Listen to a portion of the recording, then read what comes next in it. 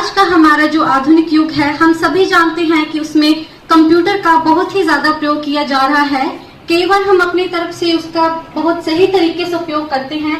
हम पूरी सिक्योरिटी की सुरक्षा पर मत करो हमला, दूसरों की सुरक्षा पर मत करो हमला, वरना महंगा पड़ेगा मामला। अगर साइबर क्राइम बड़ा रूप ले ले तो उसे हम साइबर आतंकवाद का नाम देते हैं। साइबर क्राइम के अंदर किसी की निजी जानकारी चुराने के अलावा हैकिंग आजकल बहुत आम सी बात है, सभी करते हैं। हैकिंग होती है किसी का डाटा चुराना या उसको नष्ट कर देना। ज्यादा मतलब कि मेरा बिजनेस ठप हो जाता है और इसका इफेक्ट सरकार पर भी पड़ता है। जैसे राष्ट्रीय स्तर पर सरकारों के कई बार पासवर्ड आप बताइए मत। आप जनरली यूज करते हैं वीक पासवर्ड्स, आपका पासवर्ड स्ट्रॉन्ग होना चाहिए। प्राइवेटाइजेशन और ग्लोबलाइजेशन की बात कर रहे हैं तो इस दौर में आप देख रहे हैं कि आज हर कोई व्यक्ति, कोई भी हो, चाहे यंग जनरेशन हो,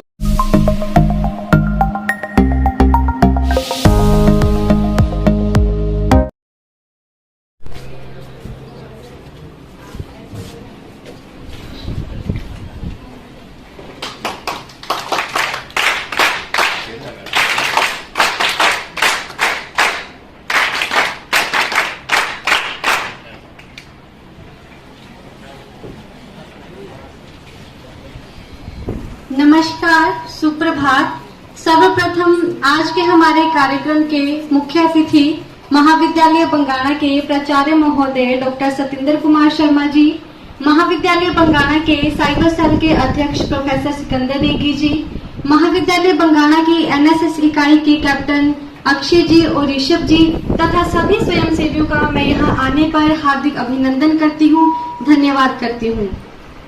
आज दिनांक 30 अप्रैल 2022 है और हमारे महाविद्यालय में एनएसएस इकाई बंगाणा व साइबर सेल के सौजन्य से विशेष व्याख्यान का आयोजन किया जा रहा है। इसके लिए मैं सर्वप्रथम हमारे स्वयंसेवियों से आग्रह करती हूँ कि वो हमारे प्राचार्य महोदय को, आज के मुख्य अतिथि महोदय जी को बैच लगाकर सम्मानित करें।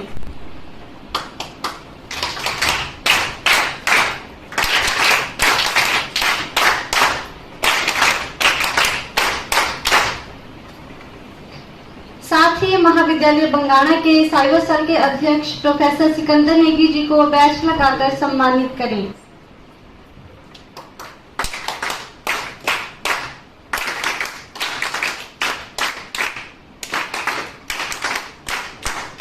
सिकंदर नेगी जी से मेरा आग्रह है कि वो हमारे आज के कार्यक्रम के मुख्य अतिथि जी को गुलदस्ता देकर सम्मानित करें।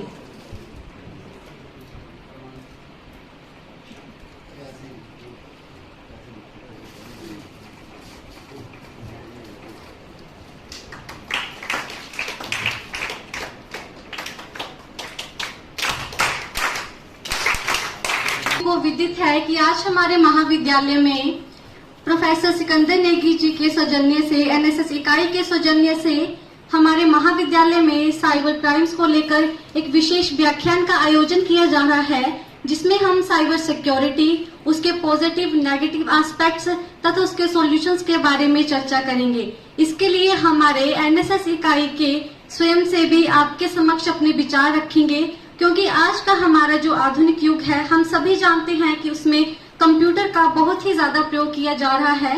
केवल हम अपनी तरफ से उसका बहुत सही तरीके से उपयोग करते हैं, हम पूरी सिक्योरिटी के साथ उसका उपयोग करते हैं, लेकिन कहीं ना कहीं हमें उसके बारे में पूरी जानकारी नहीं होती है, हमें उसके बारे में पूरी तरह से पता नहीं होता है। फिर हम कहीं ना कहीं धोखा खाते हैं, हम अपने उसमें फंस जाते हैं और हमें पता नहीं चलता है कि हमें क्या करना चाहिए, हमें क्या नहीं करना चाहिए। इसीलिए जागरूकता को अपने समक्ष रखने के लिए, साइबर सेल के बारे में, साइबर सिक्योरिटी के बारे में पूरी तरह से जानने के लिए आज हमारे महाविद्यालय में विशेष व्याख्यान रखा गया है।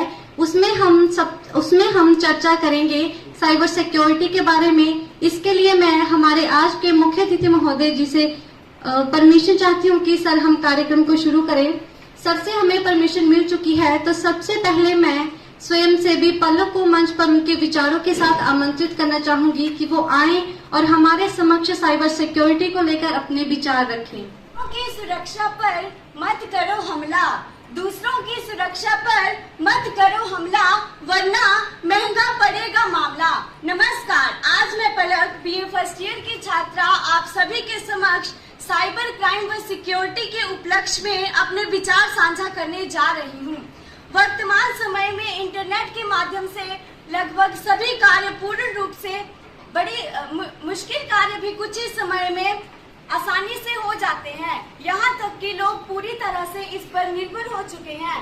इस तकनीकी युग में इंटरनेट के बारे में लगभग सभी लोगों को जानकारी है, परंतु साइबर क्राइम क्या है इसकी जानकारी सभी लोगों को नहीं है। देश और दुनिया में बहुत सारे अलग अलग क्राइम हैं, इन्हीं में से एक है साइबर क्राइम। इंटरनेट की सहायता से किया जाता है। साइबर क्राइम है क्या?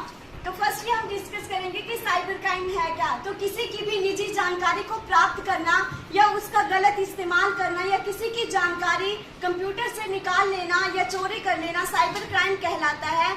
और किसी की वेबसाइट को हैक करना या सिस्टम डाटा को चुराना सभी तरीके साइबर क्राइम की श्रेणी में आते हैं। और साइबर क्राइम जैसी जो घटनाएं हैं वो ऐसे व्यक्तियों के साथ होती हैं जो कि हाई पोस्ट पर होते हैं और उनकी सभी प्रकार की विभिन्न प्रकार से कैश बैंकिंग ट्रांजैक्शन और उनके क्लाइंट के साथ होती रहती हैं। प्रैक्टिकल्स एग्जांपल्स पे देखें तो इस प्रकार का जो अपराध है वो मुख्य रूप से social media, Facebook, email ID के माध्यम से किया जाता है। इसके अंतर्गत जो अपराधी होते हैं वो ऐसे लोगों को परेशान करते हैं जिनमें या तो छोटे बच्चे या टीनेजर्स शामिल होते हैं। उनके साथ अभद्र प्रकार की चैट करते हैं या फिर उन्हें उल्टी सीधी पिक्चर्स भी भेजते हैं।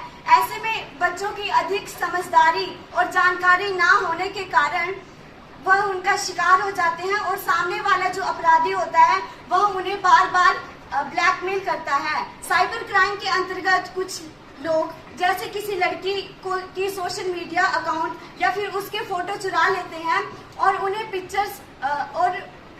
पिक्चर्स को लेकर लड़कियों को ब्लैकमेल करना शुरू कर देते हैं। इसका शिकार मोस्टली जो औरतें होती हैं, बच्चे होते हैं और लड़कियां इसका ज्यादातर शिकार बनती हैं। इससे बचने के भी उपाय हैं कि अपने जो इंटरनेट बैंकिंग और बैंकिंग के लेन देन का प्रयोग जो होता है वो पब्लिक प्लेस या फिर ऐसी जगह पर ना करें या फिर जहां पर आपकी जो निजी जानकारी है वह आसानी से चोरी हो सके। या फिर इंटरनेट बैंकिंग के अंतर्गत किसी भी प्रकार का ट्रांजैक्शन किसी दूसरे व्यक्ति के कंप्यूटर से ना करें और ट्रांजैक्शन करते टाइम अपनी ईमेल आईडी अकाउंट को लॉग आउट करना ना भूलें। अपने कंप्यूटर को पूरी तरह वायरस और एंटी मैलवेयर सॉफ्टवेयर का यूज करें ताकि कंप्यूटर को वायरस अटैक से बचाया जा सके। तो अंत में मैं अपने विषय को कुछ इन्हीं पंक्तियों से विराम देना चाहूंगी कि जीवन तो है असली कमाई, सुरक्षा में है सबकी भलाई। शुभ दिन, धन्यवाद। नेक्स्ट मैं स्वयं सेवक किरण को मंच पर आमंत्रित करना चाहूंगी। धन्य प्राचार्य महोदय जी, HOD professor Sikandar Negi sir और साथियों, जैसा कि आप सभी को पता ही होगा कि मैं आज यहाँ पर किस विषय को लेकर उपस्थित हुई हूँ जिसका नाम है साइबर क्राइम। तो सबसे पहले तो हम ये डिस्कस करेंगे कि साइबर क्राइम क्या है और साइबर क्राइम के कितने प्रकार हैं और साइबर क्राइम से कैसे बचें। तो साइबर क्राइम एक ऐसा अपराध है जिसमें कंप्यूटर का उपयोग ऑनलाइन अपराध जैसे हैकिंग, फिशिंग और स्पैमिंग आदि करने के लिए किया जाता है। सीधे शब्दों में किसी के कंप्यूटर से उसकी निजी जानकारी निकाल लेना या चोरी कर लेना और उसका गलत इस्तेमाल करना ही साइबर क्राइम कहलाता है। अगर साइबर क्राइम बड़ा रूप ले ले तो उसे हम साइबर आतंकवाद का नाम देते हैं। साइबर क्राइम के अंदर किसी की निजी जानकारी चुराने के अलावा अन्य दस्तावेज या डाटा चोरी, धोखाधड़ी, बाल अश्लीलता और नफरत इत्यादि अपराध आते हैं। इस क्राइम को जो लोग अंजाम देते हैं उन्हें साइबर क्रिमिनल्स कहा जाता है।